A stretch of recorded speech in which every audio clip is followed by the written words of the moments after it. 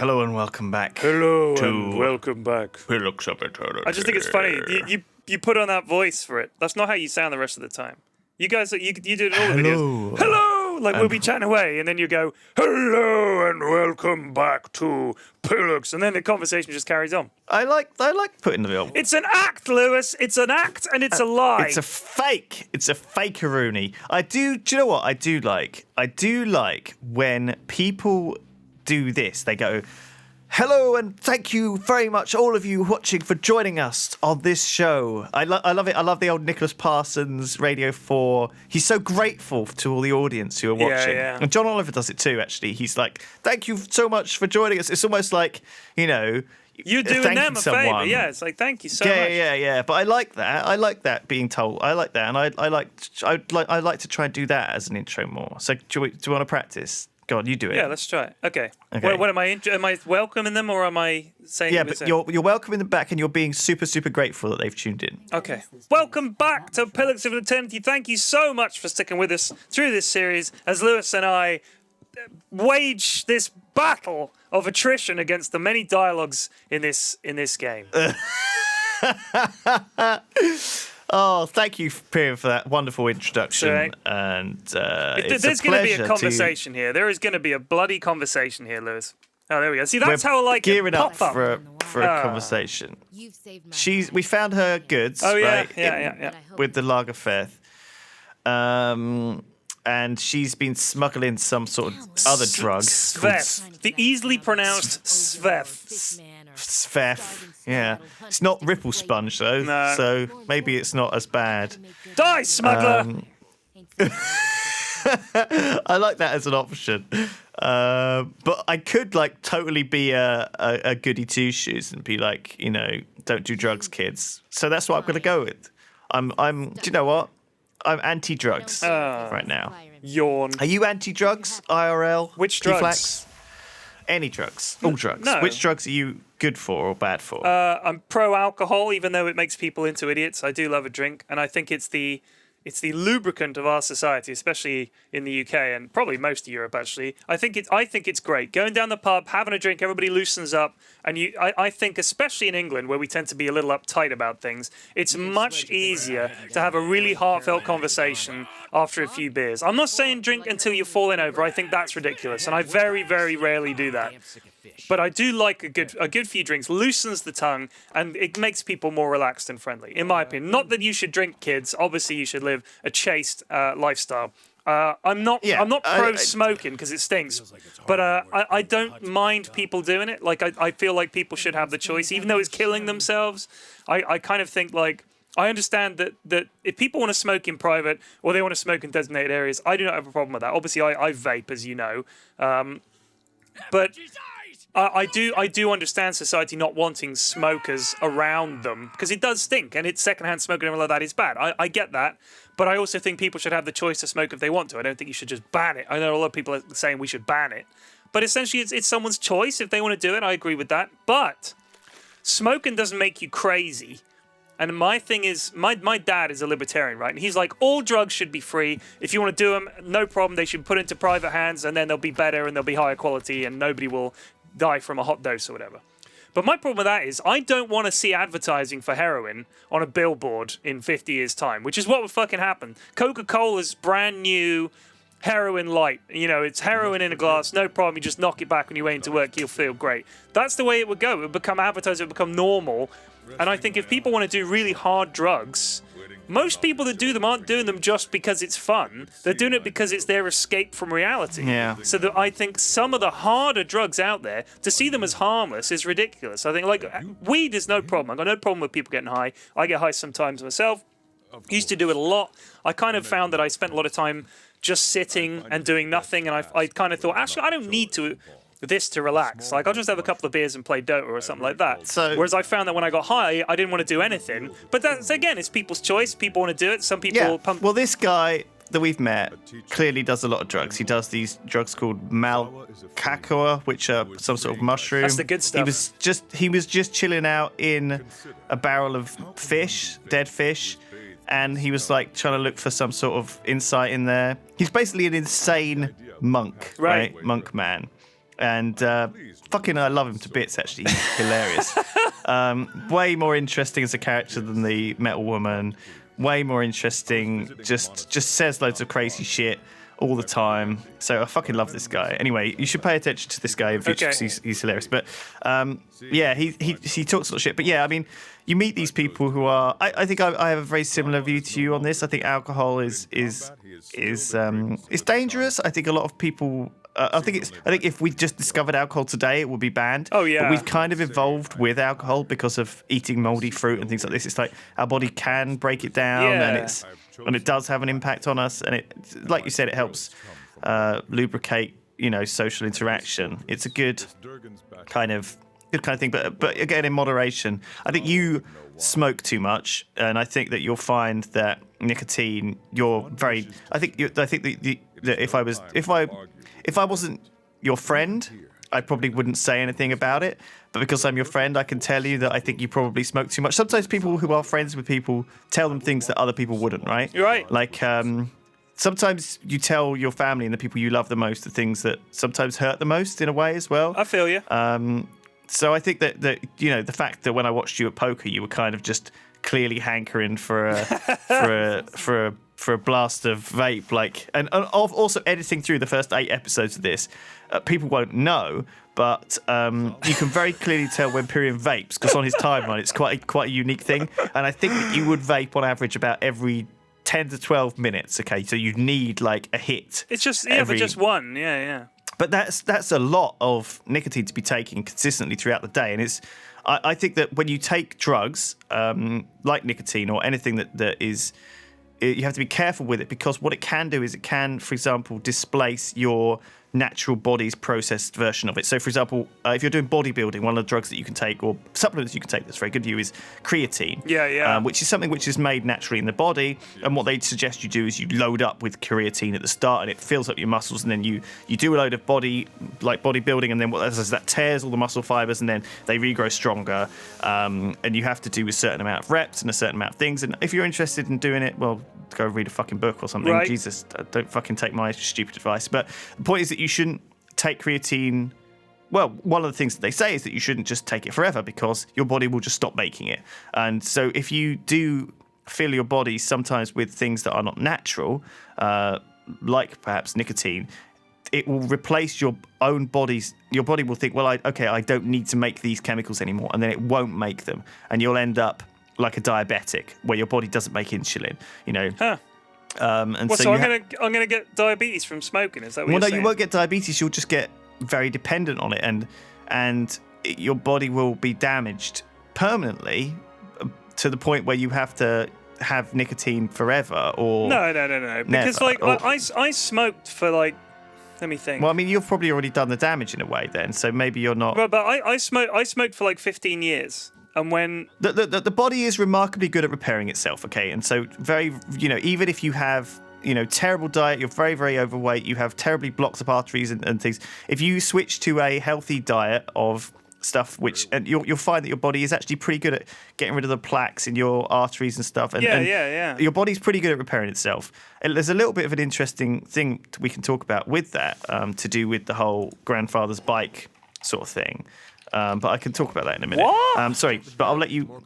Well, I'll talk about that later. Anyway, all right. I'm fascinated. In the quest, I'm heading to this guy, Grithy, or whatever the guy that Galvino wanted me to find his drugs at night, and so I'm checking his house out. Anyway, I look in here, I find that there's actually just a bracelet there rather than a load of drugs, and it's one of Grith's great dark secrets. That he, Grinde, he was a drug addict, and I'm looking through the soul eyes of his sister, right, Arda, and Arda's pissed off with Grinde because he's taken too many drugs, and I think something bad happens here, where she doesn't make it. I can't quite remember, but it's pretty dark. So sorry. So yeah, I think that the other drugs, are probably bad too. I think there's a great Kurzgesagt in a nutshell video about drug addiction and stuff, and how have you seen that No, I haven't. video on YouTube? It's good. He's a good YouTube channel, and he basically I thought you'd seen his stuff, which is why, because what you were saying was very much echoing his sort of consensus and the sort of the scientific consensus on these things, that it's not the fault of the user often. People use it in order to escape or to because they haven't got anything. I mean, I better. know a buddy of mine works in banking, and he's a funny guy. He's very, very well read. He's my best friend. He's a very, very smart guy. But he was surprised, and he felt kind of naive to find that some of his colleagues on a night out were doing cocaine, and he was genuinely kind of shocked by this, because we grew up in Bournemouth. It's a nice town. There's barely any drugs in Bournemouth. Everybody knows the area where drugs are done in Bournemouth is like Boscombe. It's like one part of Bournemouth that was like the heroin capital of Europe at one point, believe it or not, for some reason. But it was still something we didn't deal with. Like none of my friends until they were teenagers or whatever were smoking. It was a soft kind of existence, really. It was pretty sheltered. So he was surprised. It was the first time he'd ever seen someone do coke, and it kind of shocked him. But she's not escaping from something, the girl that was doing cocaine. She's just doing it because everybody's doing it, and she enjoys it, and it's fun. But my dad was telling me, because he used to do quite a bit of drugs, obviously, he's a child of the 60s and stuff, and he said that when you initially take cocaine, it makes you unbelievably clever, because it expands all these synapses in your brain, and you feel like you can do anything, and you're just flying. But then you need I don't more. think it makes you clever. I think it gives you the confidence that makes you think you're clever. There's a difference. No, but he said that initially when you start taking it, you'll feel like loads of ideas are running through your head that you would normally take a lot longer to process. He said it fires your brain. Your brain just goes crazy. It's just like it's running on 1,000%. Bizarrely, this conversation and these two quests happen to tie in quite nicely with drugs. Yeah. Drugs made this guy a nasty guy. I think he pushed his sister, didn't mean to kill her, but accidentally she banged her head and she died. Oh, wow. And then he changed his life because of it. Oh, okay. And so I let him off here, actually. That's the thing I did. And because he gave me this talk about how he has actually genuinely improved his life. He helped save the village from those ogres. He's done a lot of good stuff. He's worked hard, and changed himself for the better. I think that there is this. We've just met the Mad Monk, who obviously does sort of LSD for fun, magic mushrooms. He's probably smokes weed. Who knows, right? I think that this is a really enormous topic, and it impacts many, many people in many, many different ways. I think that it's really, really hard for us to give our perspectives on it without sounding ignorant too, because it's just kind of too complicated. We're not authorities on this. We're just talking. I think there's a kind of a feeling, certainly in America, and certainly for men too, where if you're weak, you're pathetic, and it's your fault, and it's up to you to get out of that. And to some extent, I think that's true. You do have to get out. You do have to. Only you can give up smoking. Only you can change these things in your life. But at the same time, I think our society sometimes is afraid to help men. Certainly, I think men suffer more than women do. Certainly, if they're homeless, they're looked down upon a lot more. Do you know what I mean? I guess. I mean, I genuinely don't see as many homeless women. I think because it's really, really dangerous to be a homeless woman. I think a lot of men can get away with it a lot more easily, comparatively speaking, compared to women who are homeless. I mean, that's super, super dangerous. Like you're at a huge amount of risk as a woman if you're homeless. I do see homeless women. I remember, definitely seen some, but there definitely seem to be more men. But I'm not sure what the rates of things like alcoholism and drug addiction are between the sexes. Are women just as likely, or are men more likely, or whatever? And I think I don't know. It would be interesting to find out. I'd like to know what is stuff. The main cause of homelessness? Is it just drugs? Is it something else? Is it to do with depression? Is depression more prevalent among men than women? I know that suicide is, but I don't know if that's because men are maybe by nature a bit more given to violence, and of course suicide is another form of violence. So is it something that becomes more easily? I don't agree with that really either. Well, you don't think the violence comes more easily, or that it's... I don't think that the suicide is a form of violence. Well, it is. It's violent. You're taking a life. I don't think that suicidal people are violent people. No, not violent people, but essentially you have to be able to make that final commitment to take your life. That's a violent act. I don't necessarily agree. Huh. What would you describe it as? I think it's. I suppose the thing is there are different ways to do it, aren't there? Like I'm talking about the whole throwing yourself in front of a train, for instance, which happens in London quite a lot, a surprising amount. Like, way more than people think. It's not reported every time it happens, but any time that you see the train is delayed because of passenger action, it's because someone's killed themselves by throwing themselves in front of a train. Now, I want to know: is that more likely to be a woman or a man doing that? I think I think every body in every situation is very, very different.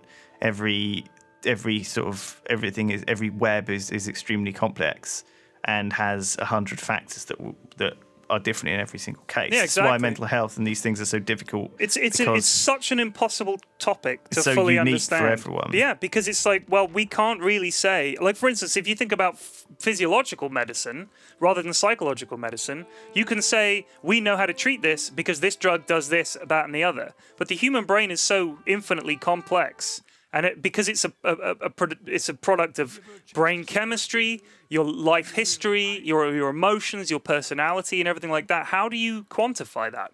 And that's why it has to be on a case by case basis. But I'm just talking about the fact that, I mean, it's like, for instance, where women are more likely to poison someone than men, but men are more likely to stab someone than women. Like, men seem to be more given to more violent acts like that. So I think when women take their lives, is it more likely to be jumping off something, throwing yourself in front of something, or is it more likely to be pills or something like that? I think that's the biological imperative, though. In many ways, a nation is only as strong as its number of women, okay, i.e. its number of wombs that can give birth to a future generation. And that's why men are, in a sense, the protectors of that future, right? And I guess they're also, in a sense, thought of to be as resources. So men are only valued by what they can provide. And so, in World War II, or any war, it's men who are expendable, I guess, compared to women, because, when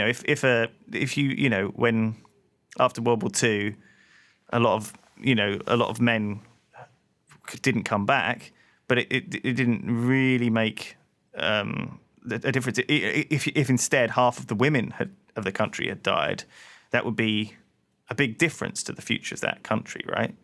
Yeah, that's interesting. So I think that conventionally we've looked on things very differently because we were in different positions, and I think a lot of those cultural norms stick through till today and take very, very long times to adjust and change.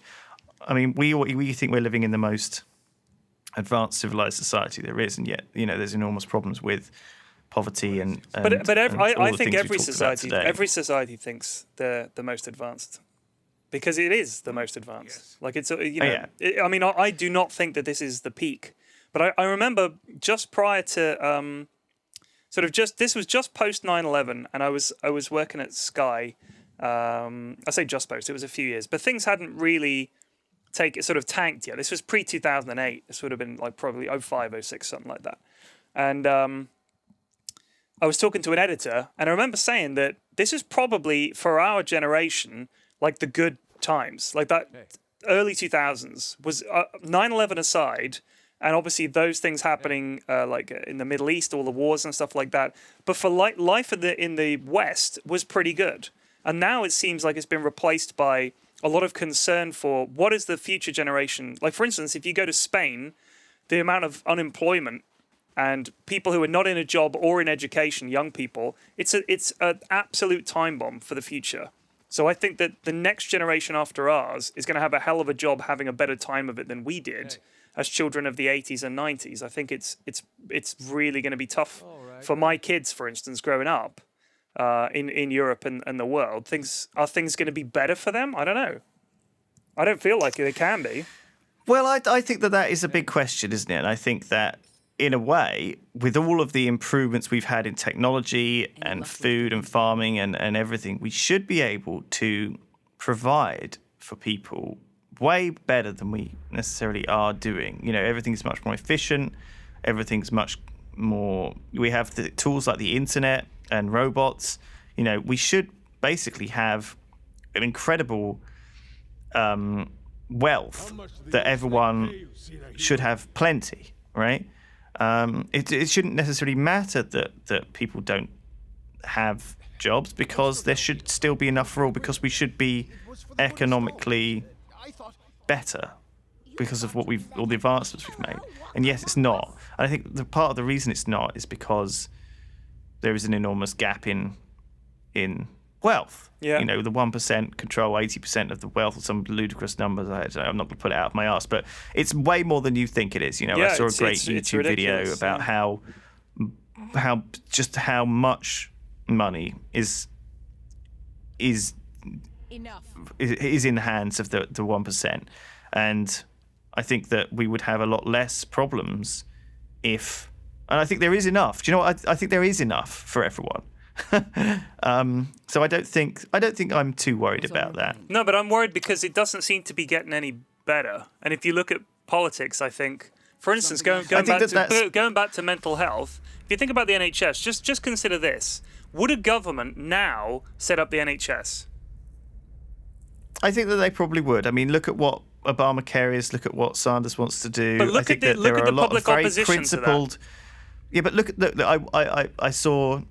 You know, I think it's very easy to be very pessimistic and get swept up in that narrative of sensationalist doom and gloom, okay? I think that there is a lot of that just in everything we read and talk about and hear about. I think that that's probably unnecessary, because I think that really things have improved, you know, and life expectancy goes up, health goes up, cancer, you know, we're making big strides towards uplifting and good progress. I don't think the world is getting worse. I think that's a kind of an attitude that older people get, and with the rose-tinted spectacles, and in my day. No, I don't think it was great in my day. I mean, I definitely know that things are better in some way. I'm just thinking economically. I think that everything is got better, and I think that you know, we can always be very pessimistic. But are you calling me an old person, by the way, Lewis? Just because I'm not about really, to turn 40? But we are getting older.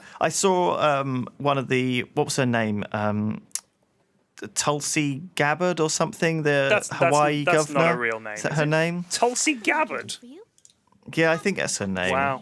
Tulsi Gabbard. She's the Hawaiian member of Congress for something. Anyway, she was coming out supporting Sanders, and she's like 35, really principled, really nice looking, really good talker. You know, she's got sort of a bit of a kind of, I don't know, sort of a sort of a Pacific Islander-y look to her, you know. And I think she might be even like a Hindu, you know. And I think she was also she was actually a veteran. Oh, wow. So she actually was in the United States Army for since 2004. I think she was in the Iraq War. She's basically just it's custom built to appeal to people. Custom built to be. She's like 35 at the moment, right, or something. And so, you know, I mean, when you see people like that, you're like, holy crap! You know, it's a great sign for the future that there are these nice, principled people who seem to have a good moral intent and good outlooks. It's very, very positive. Yeah, I hope so.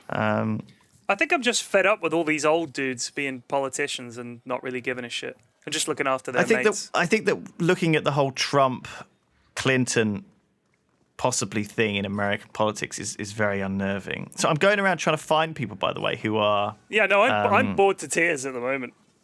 Just able to... Look at you just waving your arms. You're just walking around the pub waving your arms. Who I can, check out to see if they're a dwarf from Durgan's Battery, which is apparently a massive ball ache to do. So that's all I've been doing. Anyway, this has been a fucking weird-ass conversation, what a weird episode. Hasn't it? Sorry, Pyrion. No, we got distracted. It's easy We will see you all next time. I hope. Please. Holy crap.